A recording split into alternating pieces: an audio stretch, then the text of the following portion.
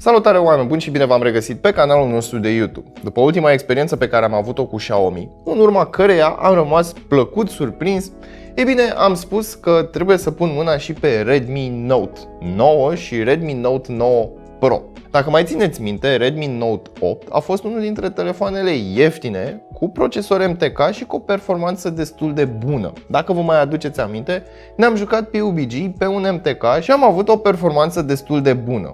Plus că mereu am stat eu și m-am gândit, zic, băi, telefoane chinezești plus procesor MTK, thumbs up.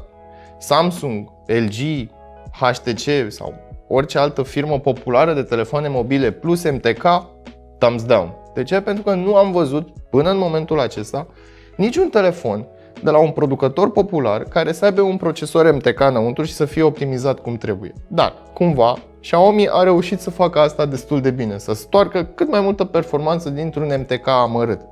Așadar, am lângă mine Redmi Note 9 și Redmi Note 9 Pro. Invers. Redmi Note 9 și Redmi Note 9 Pro. Sunt două telefoane foarte similare din punct de vedere al designului, cu un preț apetisant și pe lângă asta și o performanță mai mult decât decentă. Astăzi am să vă povestesc despre experiența mea cu cele două telefoane pe care le-am testat la birou timp de o săptămână. Și sincer să fiu, mi se pare că au evoluat de la Redmi Note 8 la Redmi Note 9, cel puțin pe partea de design, pe partea de feeling, pe partea audio și inclusiv pe partea ecranului. Hai să vedem despre ce este vorba și să vedem cât de bine se descurcă cele două telefoane atunci când ne jucăm, atunci când facem poze și dacă se diferențiază foarte mult față de celelalte telefoane Redmi pe care le-am mai avut aici la noi pe canal. Dar înainte de toate, nu uita să te abonezi și să activezi notificările, iar mai apoi intră pe cel.ro/giveaway pentru a te înscrie în concurs. Înainte de a trece la treburile noastre, colegii noștri de la programare au nevoie de ajutor, așa că dacă tu te pricepi la programare sau ai un prieten care se pricepe la programare, dă și tu click și sau share la linkul din descriere și poate, cine știe, o să fim colegi, mă rog, cu ei o să fii colegi și cu mine o să fii colegi. În zona aia. În pachetele celor două telefoane găsim accesoriile cu care am fost obișnuiți până acum. Cusa de protecție, cablu de date și adaptorul pentru priză. Ei bine, acum hai să aruncăm o privire mai apropiată asupra celor două telefoane. Voi începe cu modelul de bază. Acesta este construit în totalitate din plastic, iar pe față este protejat cu Gorilla Glass 5 și vine din fabrică cu o folie de plastic preaplicată. Avem aici un punch hole în partea din stânga. Hai să ne uităm pe partea din spate, unde avem modulul de cameră, avem 4 la număr, flash-ul și un senzor clasic capacitiv de amprentă. Ei bine, este un senzor destul de rapid. Din punctul meu de vedere, își face treaba foarte bine și în mare parte recunoaște destul de repede amprentele. La baza telefonului avem grila pentru difuzor, încărcătorul, sau mai bine spus, mufa de alimentare USB tip C și transfer date, gaura pentru microfonul principal și gaura pentru jack-ul audio de 3,5. Ups, așa. În partea de sus avem gaura pentru microfonul secundar și un blaster infraroșu. În ceea ce privește construcția, eu sunt mulțumit. Este un finisaj destul de interesant, iar cei de la Xiaomi specifică în legătură cu această suprafață că ar respinge apa. Așadar, în cazul în care te prinde o ploaie, poți să vorbești liniștit doar dacă este o ploaie foarte, foarte fină. În cazul în care este o ploaie torențială, nu recomand să folosești acest telefon pentru că nu are niciun fel de protecție împotriva apei, dar și a prafului. În ceea ce privește confortul, ei bine, îmi place foarte, foarte mult și având în vedere că este o carcasă în totalitate din plastic, nu avem aici o ramă care să fie întreruptă de o bucată de sticlă sau de o altă bucată de plastic. Pur și simplu este un unibody în toată splendoarea lui și mai apreciez faptul că modulul de cameră este pus pe partea din mijloc. Așadar, chiar dacă se bălângăne telefonul, măcar stă stabil într-o poziție destul de centrată. Hai să vorbim acum și despre modelul Pro.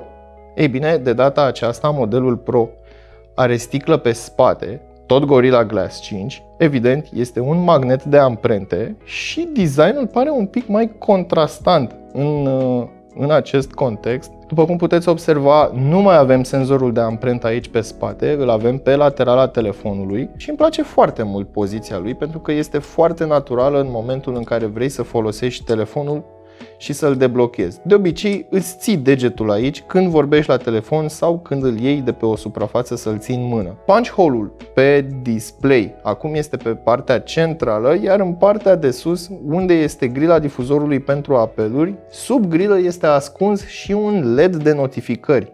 Da, un LED de notificări. N-am mai văzut de foarte multă vreme acest lucru. În partea de jos a telefonului avem aproximativ același design, grila pentru difuzor, gaura pentru microfon, mufa de alimentare și încărcare și mufa pentru căști. În partea de sus avem exact aceleași două lucruri, gaura pentru microfon și blasterul infraroșu. Hai să vorbim despre design și despre senzația pe care o ai când ții acest telefon în mână. Este puțin diferită și simți cum se face tranziția de la ramă la sticla de pe spate. Sincer să fiu, nici măcar nu mă deranjează că este o ramă de plastic. Inițial, la prima vedere, te păcălește și îți dă senzația că este din aluminiu pentru că are un finisaj mat. Cam acesta ar fi despre materialele de construcție, dar și sentimentul pe care le ai cu cele două telefoane. Mie îmi plac foarte mult, nu pot să spun că am un preferat, dar aș merge pe modelul Pro. Bineînțeles, Pro cu ghilimelele de rigoare, pentru că vom vedea imediat cum stăm și la capitolul performanță și procesor. Apropo, aceste două telefoane se încadrează între 1000 și 1400-1500 de lei, pentru că prețul variază în funcție de perioadă. Hai să vorbim și despre performanțele celor două telefoane. În primul rând, pe partea de sistem de operare, ambele vin din fabrică cu Android 10 și MIUI 11. În ceea ce privește interfața și experiența de utilizare, ambele telefoane împărtășind același sistem de operare, diferențe nu există. În partea din stânga de tot avem Google Feed și bineînțeles avem posibilitatea să schimbăm launcherul și să folosim gesturi. În schimb, pe Redmi Note 9 am păstrat butoanele și pe modelul Pro am păstrat Full Screen Gestures. Pe partea de procesor, modelul de bază are un MTK Helio G85, în schimb ce modelul Pro merge cu Snapdragon și anume 720G pe 8 nanometri. Vom observa mici diferențe și în performanță.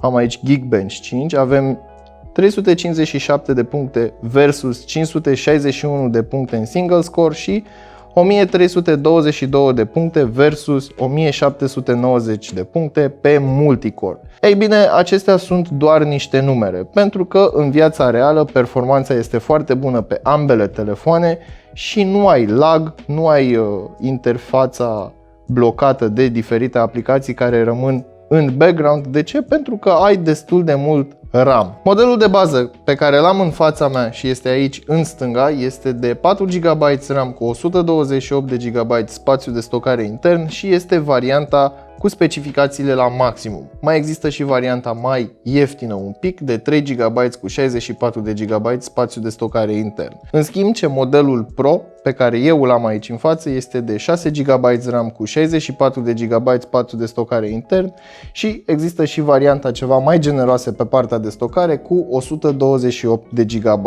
Per total, ambele sunt două dispozitive care pot satisface cu ușurință nevoile fiecărui utilizator, de la apeluri, la stat pe rețele de socializare și, bineînțeles, la vizionat videoclipuri. Și, pentru că toți suntem la vizionat conținut, ambele telefoane au panou IPS, deci nu avem Super AMOLED în acest segment de preț, 6,53 inch versus 6,67. Diferențe majore nu sunt. Bineînțeles, nu avem HDR10 și niciun fel de altă certificare. Ce primim, asta vedem. Per total, mie îmi plac ambele ecrane și sunt suficiente atât pentru sarcinile obișnuite, bineînțeles, cât și pentru vizionare de conținut sau, mai bine spus, consum multimedia. Hai să discutăm și despre fotografie. Xiaomi păstrează o rețetă similară cu seria anterioară. Modelul Pro are un senzor principal de 64 de megapixeli f1.8, în timp ce fratele mai mic are 48 de megapixeli f1.9. O altă diferență este regăsită la camera macro, 8 megapixeli f2.2 pentru Pro și 2 megapixeli cu aceeași deschidere pentru cel de bază. Asemănările hardware le regăsim la camerele ultra-wide și la senzorii de adâncime. 8 megapixel f2.2, respectiv 2 megapixel f2.4. Modelul de bază este capabil să înregistreze imagini până la Full HD 30 și atât. Nu avem stabilizare optică, dar nici stabilizare electronică.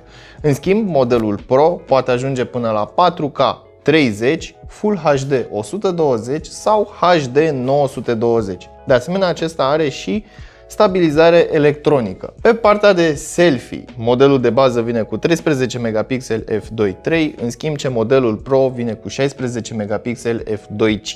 Evident, niciodată nu am fost încântat de camerele pentru selfie, pentru că nu au autofocus. Singurele telefoane care au autofocus sunt foarte rare și, bineînțeles, sunt destul de scumpe. Așadar, camera de selfie nu a fost niciodată ceva pe care eu l-am îndrăgit personal. În schimb, calitatea este destul de bună, nu mai bună pentru rețelele de socializare și, bineînțeles, pentru vacanțe, mini-vloguri și așa mai departe. În ceea ce privește calitatea foto, ambele telefoane s-au descurcat destul de bine. Imediat cum am pus telefonul pe trepied, am observat diferențe considerabile între camere. Modelul Pro reușește să surprindă mai multe detalii față de modelul de bază. În schimb, imaginea este mai ascuțită. La fotografia în lumină artificială se poate observa cum softul alege setări diferite pentru balansul de alb, Note 9 fiind mai apropiat de realitate decât modelul de bază. Efectul de bokeh este prezent fără a activa modul portret. Acest lucru se datorează și diafragmei cu deschidere destul de mare. Un comportament pe care l-am observat este că ambele telefoane netezesc muchile subiectului, lăsându-ți impresia că este un filtru sau un efect aplicat. Afară, în bătaia puternică a razelor soarelui, Note 9 Pro s-a descurcat ceva mai bine. Cadrul este mai echilibrat, iar HDR-ul a intrat automat pentru a capta și detaliile din spatele căsuței.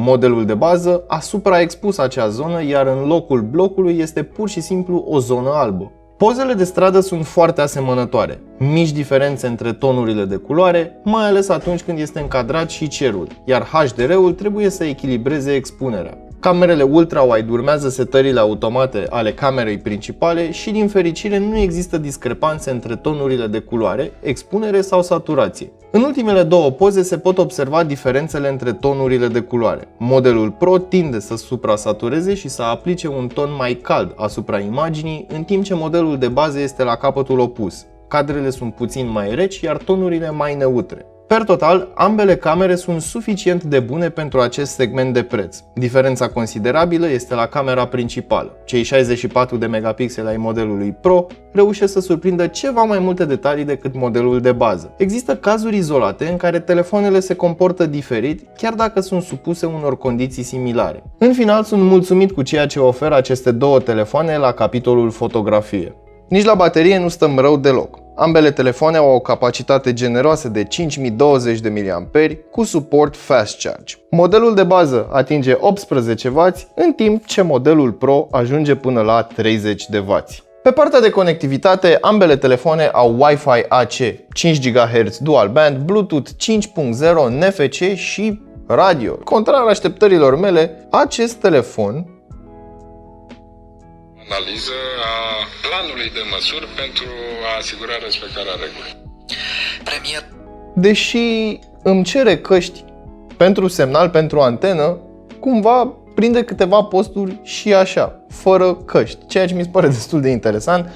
În fine, nu foarte mulți oameni mai ascultă radio, dar în cazul în care vreți să ascultați radio, puteți cu aceste două telefoane și puteți să folosiți pe post de radio de bucătărie. Să nu uităm, ambele telefoane au infraroșu, am mai spus și la începutul videoclipului, și le poți folosi pe post de telecomandă pentru diferite aplicații, televizor, aer condiționat și așa mai departe. Uite că nu am rămas dezamăgit de data aceasta de la o serie la alta, cum mi s-a mai întâmplat la diverse companii sau la diverse branduri.